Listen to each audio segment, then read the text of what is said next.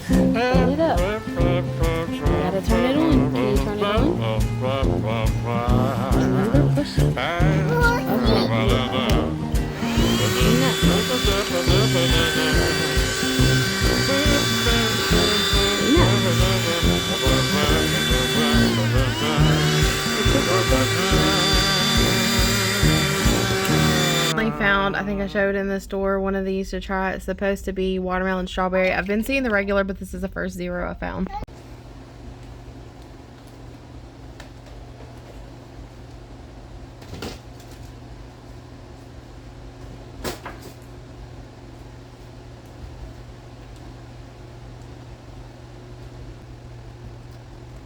Okay, so for dinner we're doing taco soup, and I have this bag in my freezer. Normally for taco soup I don't actually like pre-plan and do, like a lot of people do, like the dump and go taco soup, and that's very similar to my recipe. But honestly, I just, like, I know the specific ingredients and all that would go in here, so I kind of just add to the bag almost like a stew bag. So I normally start out, I make like the taco meat or whatever and put a little bit in a bag, mark it taco soup, and then as I clean out my fridge throughout weeks, I will take leftover corn, beans, tomatoes, all that kind of stuff, peppers, there's a little bit of everything in here, and then just toss it in the bag and freeze it. And then when I'm ready to cook it, I just put it in my crock pot and put it on low for like six hours or so, or high for about 4, maybe 5, and it comes out better this way.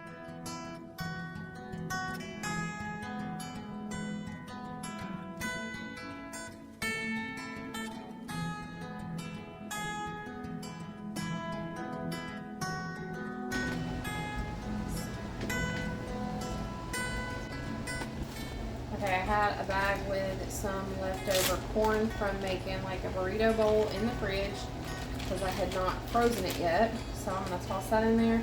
I had a little bit of black beans left from meal prep. Putting that in there.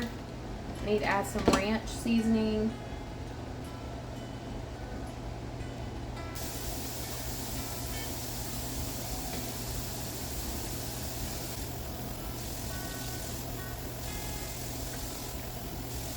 I also have some dried cilantro, so I'm just going to put some over that. It's kind of messy. This is what it looks like right now. Not too appetizing. I guess it doesn't look that bad, but it'll taste good, I'm sure. While Willow is napping, I cut Michael's hair out on the porch. I've been trying to get better at this. I've been doing before and after. I thought I would show y'all my little mini soap stash since I have to put these up anyway. I have a sunshine and lemons for like spring and summer. And then crisp morning air. This is the scent I was talking about. I returned in the candle. The soap and the sanitizer smells really good. And then frosted cranberry. This is a Christmas one. Mary Cookie is also a Christmas one, or winter one I should say. So use it during the winter. And then these two are left over from last year. When the season's up, I just use the next season's soap and put whatever's left over up. This is a give thanks. I love this packaging and the scent. This was our favorite for like 2 or 3 years. Smells really good. And then the two that I got today was the leaves and the pumpkin apple. And I store them in the cabinet over the toilet.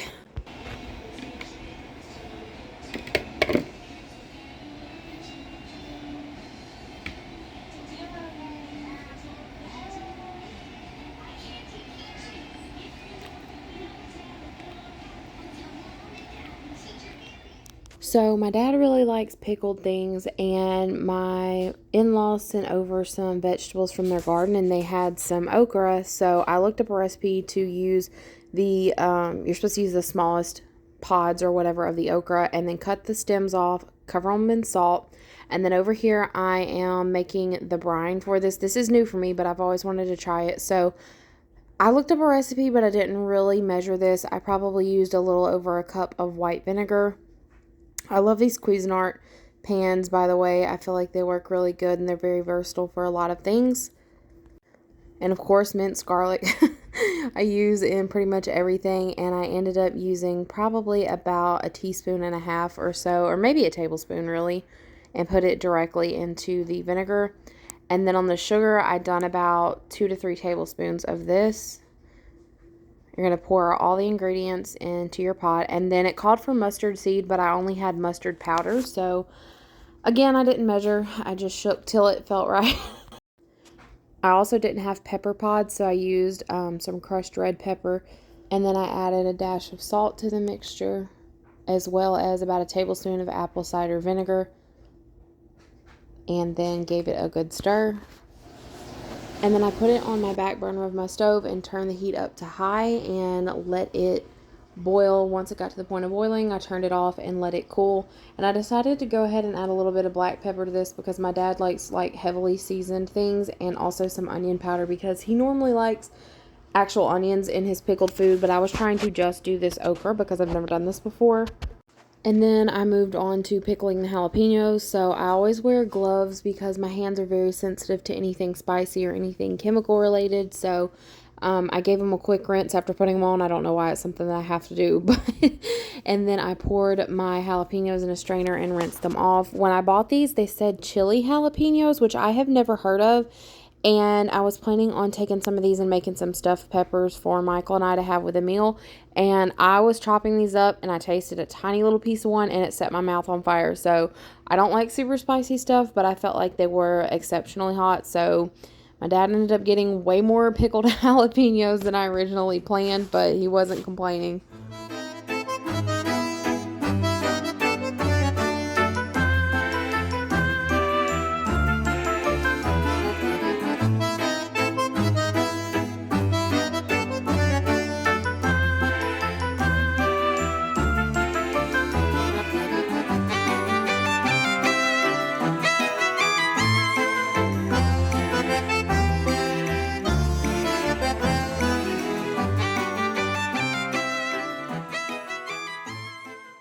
So for the jalapenos, I should also mention that I have done this for years, but I'm doing these as like fridge pickles. This is not actually canning. I don't can things. I'm too scared of the jars exploding and such. So I've always just pickled items and put them in the fridge. So I chopped up some white onion and put them in the tops of each of these jars. This first one is going to be kind of a plain one, and then the second one I did like a sweet barbecue one. Sounds weird, but I decided to do some that way one time and he loved them. So since I had so many peppers that I wasn't planning on having, I decided to do 2 different flavored ones this time. But I topped both of the jars about 2/3 of the way full with white vinegar, and then I added a good shake of salt into each jar. And for the small jar, I added about a teaspoon of minced garlic. And then for the big jar, I added about a tablespoon because that one's going to be just kind of like a spicy garlic, basic pickled jalapeno. And the little one, like I said, was the barbecue one, so I didn't want to overdo it with the garlic on that one. And for the sweet barbecue one, I'm just using some of this sweet honey barbecue sauce and some liquid smoke. If you've been around for a while, you've seen me use liquid smoke in pretty much everything savory that I cook. It just gives it a nice grilled taste. And in the past, when I made these for him, he said he really liked that it had a smoky taste. So I don't measure this. I kind of just put a little bit. Maybe it was about a tablespoon or so, maybe a little more. And then for the liquid smoke, maybe half a teaspoon, not a lot because it is intense. And once I'm done with that, I added about a teaspoon of white sugar to the small jar because the barbecue sauce already had a little bit of sweetness, and then about a tablespoon to the larger jar. Then I added some tap water to both of them, just enough to cover up the peppers and the onion mixture as well. That way they could all marinate in the brine really well. And then I decided to add a little bit of this pickling spice to it just because this one's going to be kind of plain. So it's like a spicy garlic with just a traditional pickled flavor to it. And I don't know why, but things in jars make me so happy. That just looks really pretty. I have a lot of decor around my kitchen like this, and I just like opening the fridge and seeing things in jars. But that was all for that. And then we had the taco soup for dinner that night. This turned out really, really good. Let me know if you make taco soup this way or do you do it another way. So I figured since it had been a while since I shared like a dessert recipe that I would share my homemade chocolate pie recipe with you guys. This is a pretty typical one as far as a lot of people make this. You can pause this and screenshot. I'm not going to put measurements or anything on the screen or in the description, but it's very easy to make. I think some of my recording was a little bit confusing, but I'll try to explain the best of my ability. So I have a pre-frozen pie crust that I baked in the oven already. I do mine at about 350 and just keep my eye on it until it is done. And then I'm using this same silver Cuisinart pot. I just love this one. And then I also have this little hand mixer thing. This is to get the clumps out of your cornstarch, your cocoa powder, all that, and you don't have lumpy pie in the end. But I'm going to pour my cornstarch through here. I already have my sugar mixture in the pot. Just get any of the little clumps out. I love this little thing. My husband's grandmother actually gave this to me, and I think she said she's had it in her kitchen for many, many years. So I love getting little random stuff like this that's old and kind of has a little sentimental meaning to it. And then once I've done the cornstarch, I also done the cocoa powder, and it's a good thing I did too because there were a lot of lumps in this cocoa powder. So you can see what would have been in the pie. And like I said, I add every single ingredient into this pot and then I just mix it. A lot of people do their dry ingredients and then their wet ingredients, but I have found that it works the same way to just put it in one pot, and it's so much quicker and easier. So this is how I've always done it myself. And I use a metal whisk. Metal is absolutely necessary. Whisk all these ingredients together really well, and I never turn my heat higher than about 3 or 4. So you don't even want it as high as medium. You want it on about low heat. And let me just say, this will give you an arm and a hand workout, so be prepared to do some whisking. I will show y'all how long it ends up taking me. Normally it's about 20 to 30 minutes. So I try to do kind of like some before and afters. And then once I have the ingredients mixed together, I add the rest of the milk. And then this is all the ingredients. So I started around 7:15. It was 7:21 at this point, and then at 7:28, this is what it looks like. So it starts to get kind of frothy. You do not want to let this sit. I cannot emphasize that enough. I'm trying just to show y'all how long this takes. If you've ever made homemade pudding or homemade chocolate pie, you are familiar with this, but it'll continue to look more and more frothy until you end up with a pudding-like texture. You never want to stop keeping this mixture moving. If you scorch even a little bit on the bottom, it will ruin the whole pie. You'll have to start over. And you'll notice around the 10-minute mark or so, it starts to thicken up. And then closer to about the 20-minute mark, this is what we're looking for. So once you remove it from the heat, you still want to keep whipping it and moving it because there is still a lot of heat in there cooking the mixture. And then I like to use one of these rounded side spatulas to pour directly into the pie shell. You can also use graham cracker crust, but we just prefer like the regular traditional pie crust. You can see it's still super hot. This is why we're getting it out of the pot pretty fast. This is a pie that my mom made for us during Thanksgiving and Christmas growing up, and it's just something that reminds me of the holidays a lot. But because it was a special occasion and we had a larger group, I went ahead and made one. It turned out really good. This is what it looks like as it's cooling, and then I'll put the whipped topping on tomorrow after it has cooled overnight.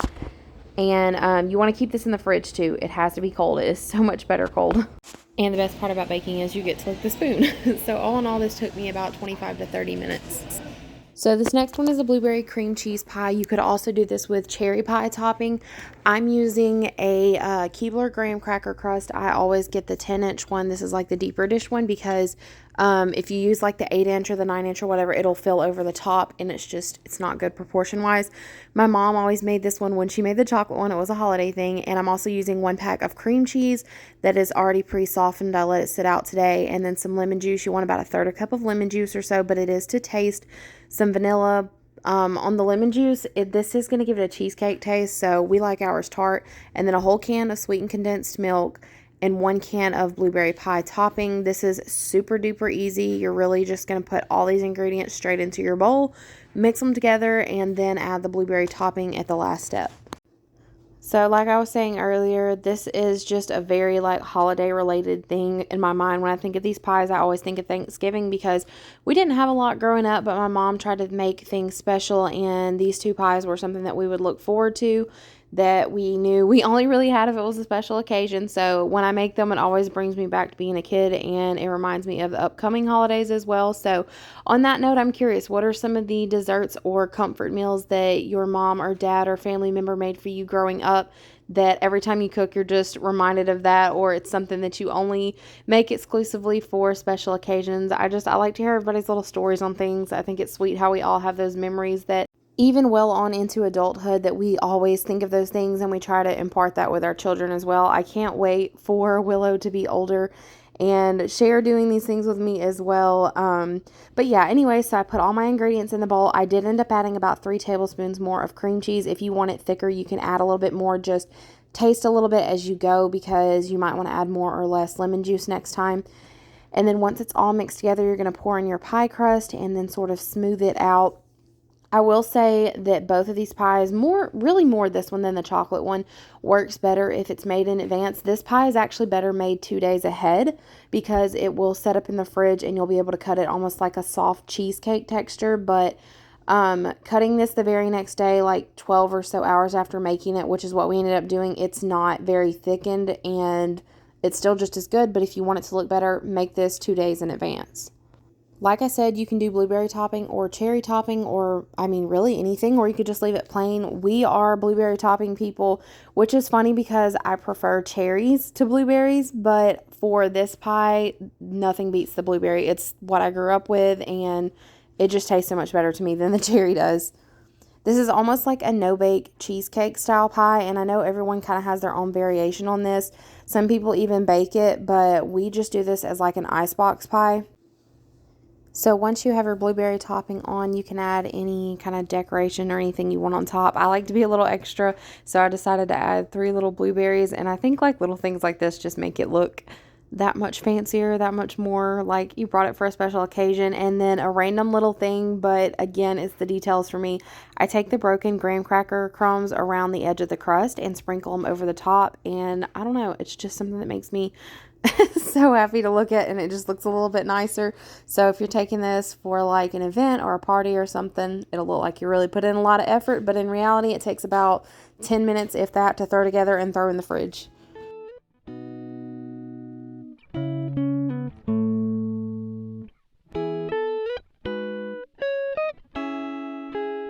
So So you can see this ended up being way too much Cool Whip. I forgot the last time that I got these frozen pastry shell pie crust that it was the deep dish, and they were out of those this time. So I would recommend using about 2/3 of the container of Cool Whip, or just use your judgment. You could also just serve this as is or with whipped cream or something. But I just went ahead and put this on the pie because I was in a hurry. I was ready to go to bed. They both turned out delicious, and everybody enjoyed them all. Thank you guys so much for watching. Don't forget to subscribe, comment down below, and let me know if you try these recipes, and I will see you next time. Bye.